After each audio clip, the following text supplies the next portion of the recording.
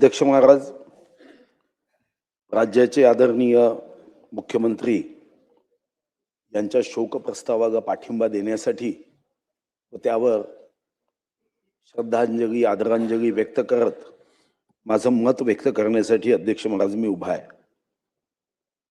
खरं तर आज अतिशय दुःखी अंतःकरणाने या शोक सभेमध्ये प्रत्येक सदस्य भाग घेतो आहे आणि अनेक सदस्य या शोक सभेमध्ये अंतःकरणापासून शोक मनापासून व्यक्त करीत आहे।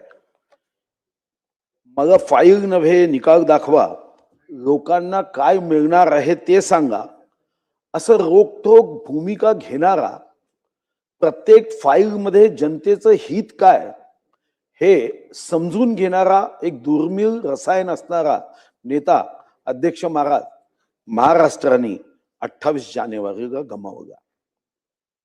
अध्यक्ष महाराज, जेव्हा एखादा भूकंप येतो त्या भूकंपातून जीवितहानी होते, वित्तहानी होते, पण अजितदादाच्या जाण्याने महाराष्ट्राची विकासाची एक मोठी हानी प्रत्येक जण अध्यक्ष महाराज अनुभवतो आहे।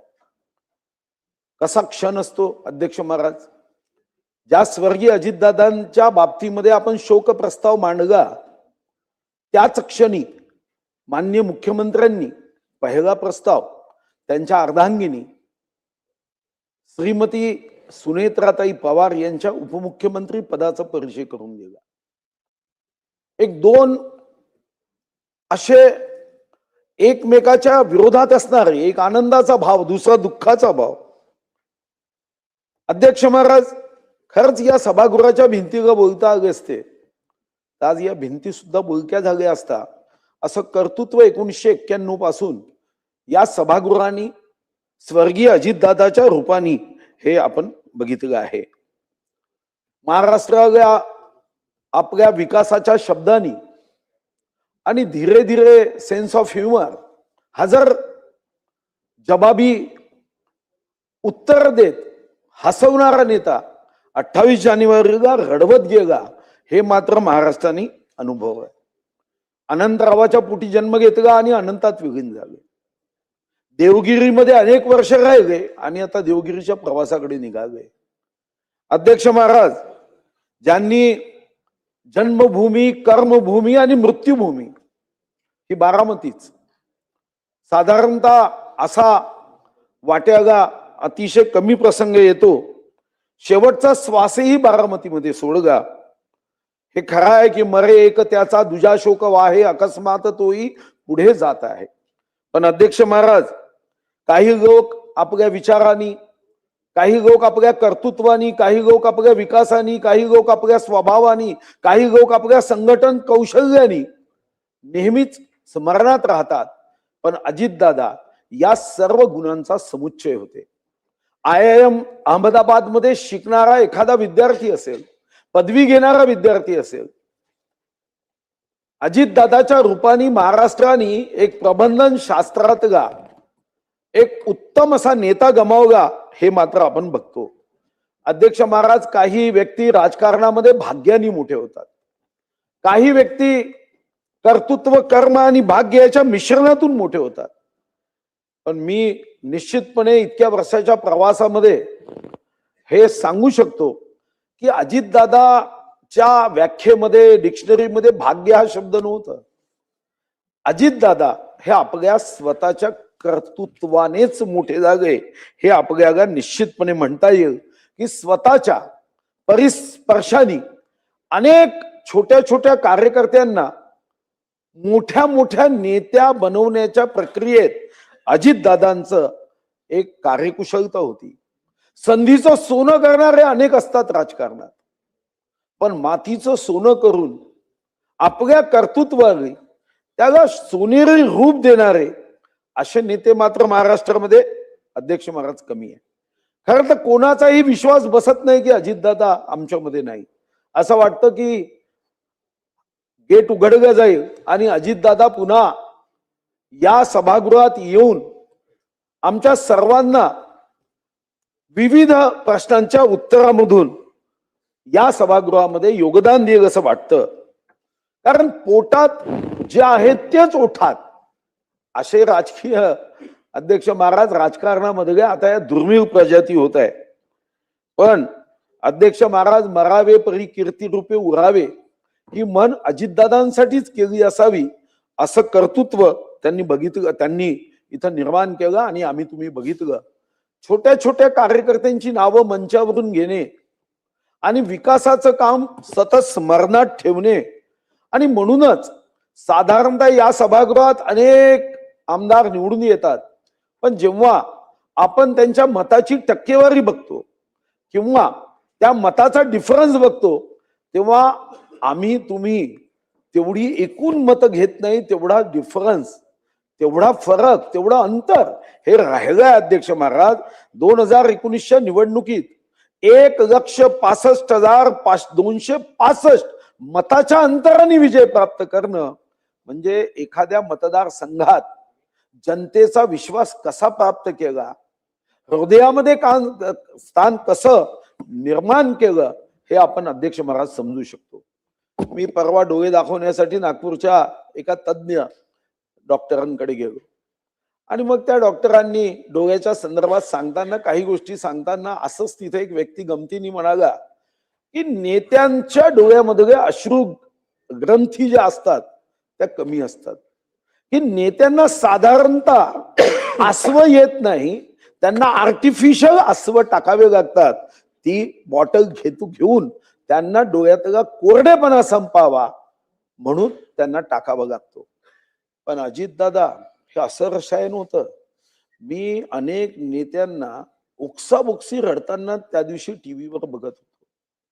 इतकं प्रेम आपल्या कार्यकर्त्यांवर लावणारा नेता की डोळ्यामध्ये अध्यक्ष महाराज उकसाबुकशी रडणारे नेते हे आपल्या कृतीतून निर्माण करणे हे मात्र निश्चितपणे एखाद्या नेत्याने आपल्या कार्यकर्त्यावर किती जीव गावावा, किती प्रेम गावावं. मी तर धनंजय मुंडे इथं नाहीच, त्यांचं ऐकत होतो की माझा बाप मेला जेव्हा दुःख झालं तेवढंच दुःखात अजितदादांच्या या निधनामध्ये झालं. मी हसन मुश्रीफ सारख्या एका पहाडी नेतृत्वाला रडताना बघितलं. अशा अनेक नेते ज्यांची मी नावं घेणार नाही, पण अध्यक्ष महाराज हे अश्रून होते. या अश्रूतून अजितदादांचं कर्तृत्व अधोरेखांकित होत होतं की असा नेता, जो नेता जाताना या साऱ्या कार्यकर्त्यांवर त्यांनी केलेल्या ज्या पद्धतीचं आचरण आहे, कृती आहे, प्रेम आहे. आणि असं म्हणतात की एखाद्या व्यक्तीचं मोठेपण हे समाजातून जे अश्रू वाहतात त्यातूनच खरं त्याचं मोठेपण हे अधोरेखांकित होत असतं. आणि हे आपण या निमित्ताने बघितलं. खरं तर त्यांचा वक्तशीरपणाबद्दल आपण चर्चा केली, काटेकोरपणाबद्दल चर्चा केली, आर्थिक अभ्यासाबद्दल त्यांच्याबद्दल चर्चा केली, स्पष्ट वक्तेपणाबद्दल त्यांची चर्चा केली, विकासाभिमुख दृष्टीबद्दल त्यांची चर्चा केली, कुशल संघटक म्हणून चर्चा केली. पण यासोबत या 10 वर्षातला एक महत्वाचा फरक आपल्याला जाणवत होता आणि तो म्हणजे हजर जबाबीपणा, सेन्स ऑफ ह्युमर. एकदम प्रसंगावधान राखून पटकन आणि चपकन उत्तर द्यायचं. अध्यक्ष महाराज हे आपण अनेकदा अनेक प्रसंगातून अनुभवलं. जसं आता आमचे सन्माननीय अभ्यासू आमदार रोहित पवारजी आहे, टीव्ही चॅनल समोर हे मुलाखत देत होते, दादा बाजूनी जात होते आणि दादा त्यांच्याकडे पाहून म्हणाले की अरे झिपराय खूप वाढले. किती हजर जबाबीपणा.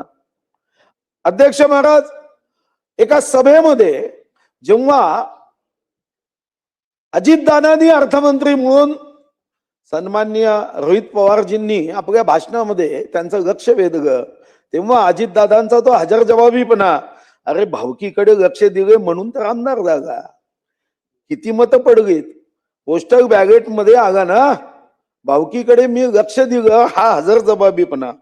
अध्यक्ष महाराज सन्माननीय आमचे राहुल कुलजी इथं आहेत, राहुल कुलजींच्या प्रचाराच्या सभेत गेले आणि खालतून एका प्रिय राहुल कुलच्या कार्यकर्त्यांनी आवाज दिला की दादा आमच्या राहुल कुलला मंत्री करा.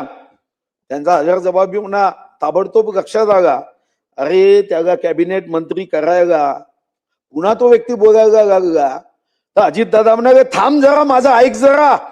त्याला कॅबिनेट मंत्री करायला तो भाजपचा आमदार आहे.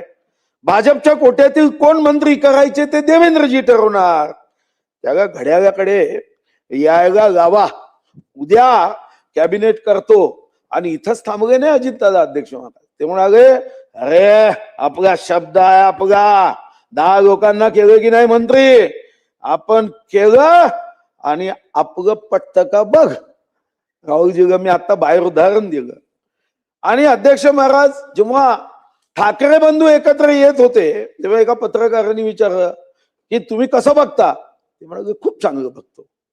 आणि पुढे ते म्हणाले की त्यांच्या घरातला प्रश्न आहे, त्यांचे स्वतंत्र विचार आहे, त्यांनी काय करावे, भावाभावांनी हे तू ठरवायचं का.